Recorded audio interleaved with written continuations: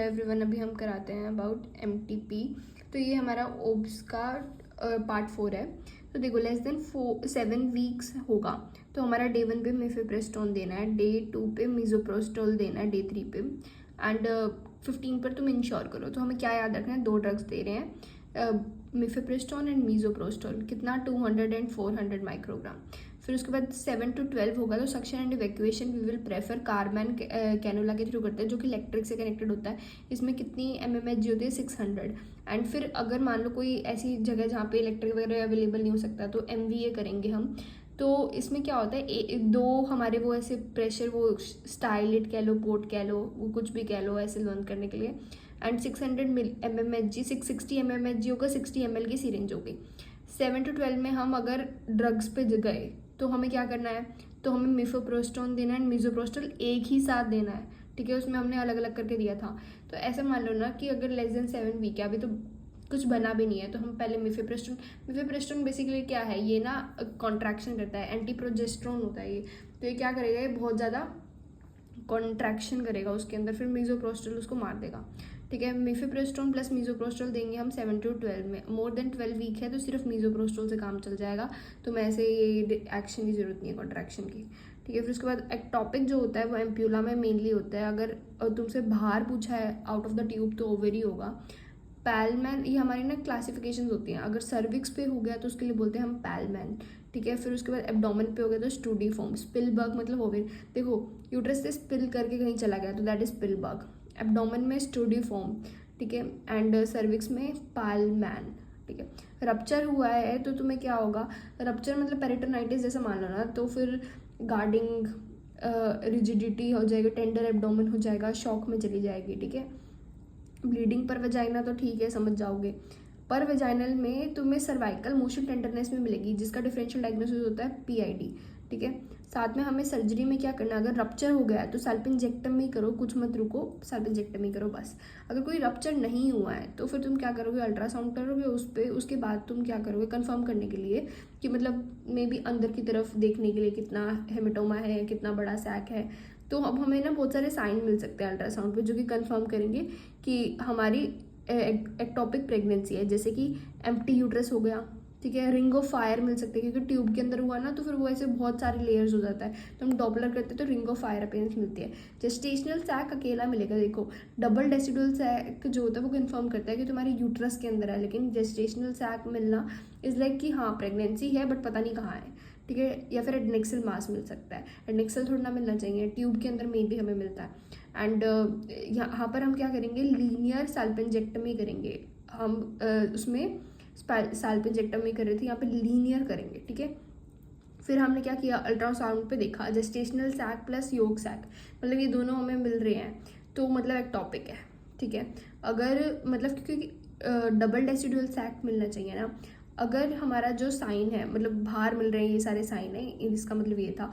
अगर हमें इसके अलावा कुछ नहीं मिला, मतलब कुछ भी नहीं मिल रहा है इनमें से, तो एम्प्टी यूट्रस है सिर्फ, तो हम क्या करेंगे, बीटा HCG। देखो एक ना टाइटर होता है हमारा HCG का, जो कि हमें पता मतलब मिनिमम चाहिए होता है फॉर आर टेस्ट, ठीक है।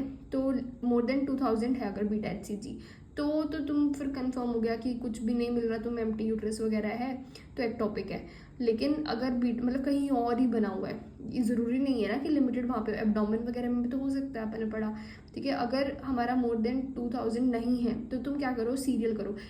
बीटा HCG का ना एक रूल है कि वो डबल होता है, 2x इंटू 48 आवर्स। देखो 2 4 8 ऐसे बन गया ना, 2 इंटू 2 4, 4 इंटू 2 इज 48, तो 48 आवर्स में डबल होता है, जबकि उसका T½ कितना था, 36 आवर्स, ठीक है।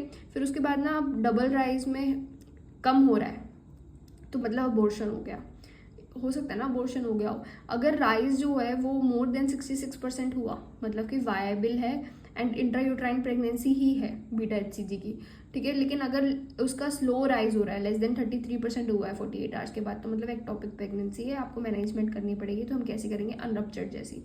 तो अनरप्चर्ड में हम क्या करते हैं, ड्रग ऑफ चॉइस होता है हमारा मीथोट्रेक्सेट IM देते हैं, एक सिंगल इंजेक्शन, ठीक है।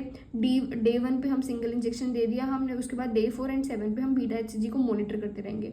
अगर फोल जो है हमारा वो लेस देन 15% आया ऑन रिपीट इंजेक्शन तो मतलब कि गड़बड़ है वापस से फिर मेथोट्रेक्सेट का तुम्हें डोज देना पड़ेगा।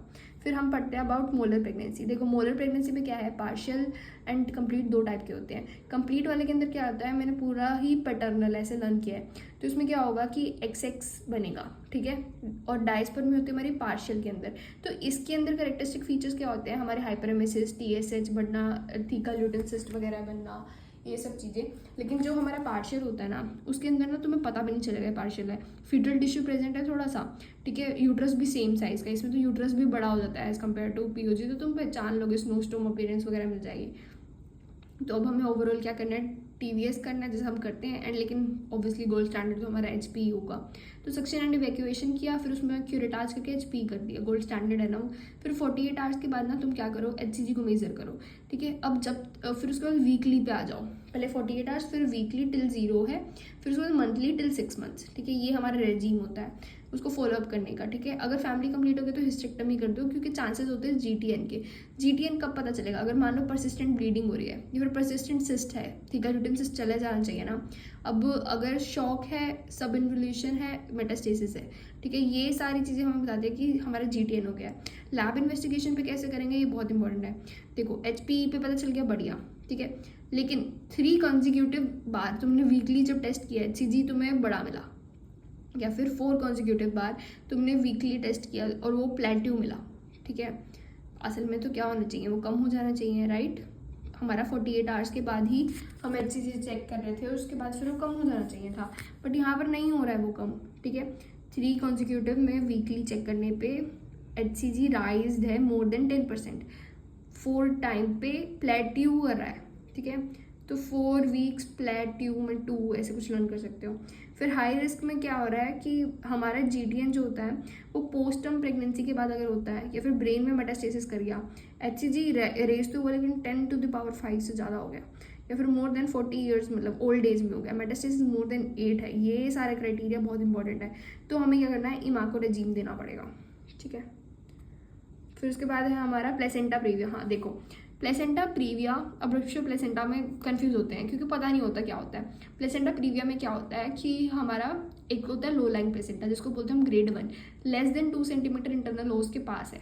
फिर होता है ग्रेड 2, 3, 4, आजकल उसको ना सबको मिला के हम प्लेसेंटा प्रीविया कह देते हैं। प्लेसेंटा प्रीविया मतलब लो लाइंग प्लेसेंटा, इसमें पर वेजाइनल मतलब ब्लीडिंग हो सकती है, लेकिन ना इट इज पर vaginal examination is a contraindication, but it is not an indication for the emergency C-section, ठीक है। क्योंकि मतलब ठीक है लो पे प्लेसेंटा, बस तुम PV एग्जामिनेशन मत करो, ठीक है, बाकी सब तो नॉर्मल ही है, पेनलेस रिकरेंट ब्लीडिंग होती रहेगी। मैक जॉनसन तुम इसको करो, मतलब एडमिट कर दो पेशेंट को, स्टीरॉइड्स वगैरह दे दो, क्योंकि हमें प्रिपेयर करना है। C-सेक्शन तुम 36 वीक्स पे कर दो, इफ़ इमरजेंसी है, अनस्टेबल है, ऐसे कुछ भी है तो इमीडिएट C-सेक्शन कर दो, अदरवाइज इट्स ओके। लेकिन वेजाइनल डिलीवरी तुम वैसे भी नहीं कर सकते, C-सेक्शन इलेक्टिव कर दो ना तुम 36 वीक्स पे, ठीक है। एब्रप्शियो प्लेसेंटा में क्या है कि पेन इन एब्डोमेन हो रहा है, ठीक है। एब्रप्शियो का मतलब क्या, प्लेसेंटा का सेपरेशन होना शुरू हो गया, या तो रिवील टाइप हो सकता है अगर साइड में से पेरिफेरी में से निकला है, कंसील टाइप हो सकता है।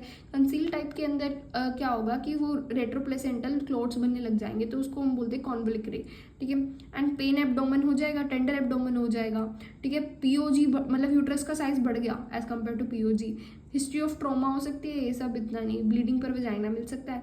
एक होता है जेलो साइन। जेलो साइन क्या होता है, पर एब्डोमेन USG में हमें मिलता है कि वो सेपरेट हो चुका है, तो अगर मदर हिलती है ना तो उसका प्लेसेंटा भी हिलने लग जाता है जेली की तरह, तो इसको बोलते हैं जेलो साइन। फिर उसके बाद अगर डिस्ट्रेस होता है तो इमरजेंसी सेक्शन कर दो, अदरवाइज कोई इमरजेंसी नहीं है तो फिर कंटिन्यू करो प्रेगनेंसी को, कोई दिक्कत नहीं है, होने दो इकट्ठा ब्लड को। एंड अगर मोर देन 34 है तो वेजाइनल डिलीवरी कर दो। C-सेक्शन के लिए इसमें नहीं कहा हमने, एब्रप्शियो में हमने प्लेसेंटा प्रीविया के अंदर का है। एंड एक होता है एक्रीटा, एक्रीटा, परक्रीटा, इनक्रीटा, 3 टाइप के होते हैं, उसके अंदर तो हिस्टेक्टमी करना है, ठीक है, वो हम पढ़ाएंगे।